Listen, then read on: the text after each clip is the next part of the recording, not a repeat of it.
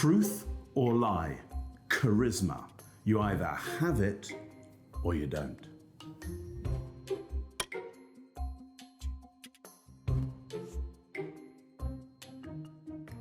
So charisma, that irresistible magnetism that some people just seem to have, are we born with it?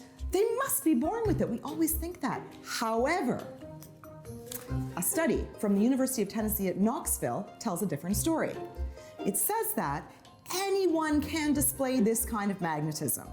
If you want people to perceive you as charismatic, you just simply need to display the attributes of charisma, such as empathy, good listening skills, eye contact, enthusiasm, self-confidence, and skillful speaking, all of which behaviors can be learned. So, even though some people seem to be born with charisma, these are all attributes that can be learned. And those that display charisma likely, possibly, have also already learned it themselves. But it just seems natural to you.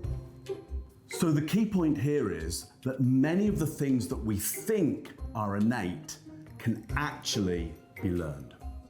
For more tips on body language, check out our website, truthplain.com, and pick up our book, Truth and Lies, What People Are Really Thinking.